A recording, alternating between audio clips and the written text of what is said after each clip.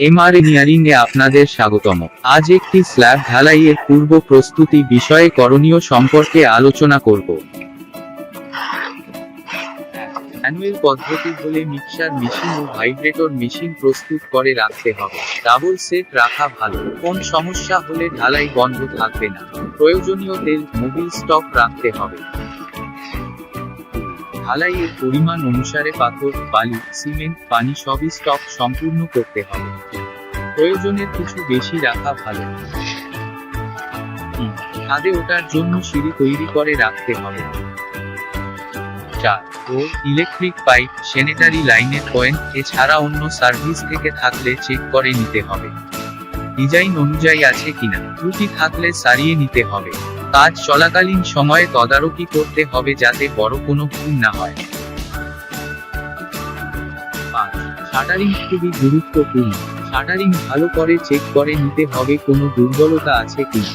যদি মাঝে কোনো পোস্ট দুর্বল থাকে ঢালাই সময় ঝাঁকুনিতে ফেল করতে পারে, এজন্য পোস্টের নিচে কাঠের টুকরো ব্যবহার করতে হবে। কোনো অবস্থায় শাটারিংয়ে কোনো লিক যাতে না থাকে। নিম্ন ছাদ ফোম দিয়ে লিক প্রুফ করে নিতে হবে পানি বের না হওয়া মতো।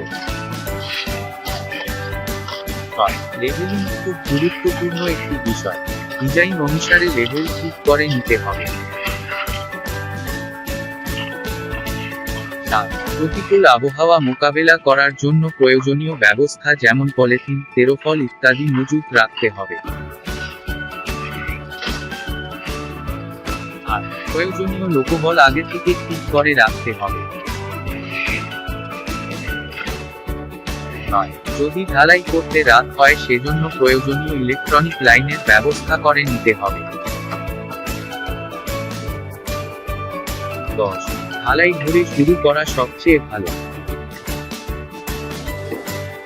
11. ঢালাই চলাকালীন সময়ে লেভেল অনুসারে পায়া করে নিতে হবে। 12. ঢালাই চলাকালীন সময়ে ইলেকট্রনিক পাইপ ও অন্যান্য সার্ভিস স্থানে যাতে থাকে সেই বিষয়ে সতর্ক থাকতে হবে। 13. ঢালাই চলাকালীন সময়ে ভাইব্রেশন খুব গুরুত্বপূর্ণ। সঠিক নিয়মে নিয়মিত ভাইব্রেশন করতে হবে। বিশেষ করে বিমের ক্ষেত্রে সতর্ক থাকতে হয়। 14. যে অংশে ঢালাই হবে বিম আগে করে ছাদের পায়া করতে হয়। 15. যে অংশে পূবে ঢালাই হয়ে যায় সে অংশ অধিক তাপমাত্রা জনিত কারণে হেয়ার ক্র্যাক দেখা দিতে পারে। তাই প্রাথমিক সিটিং এরপর কভার করে রাখা ভালো।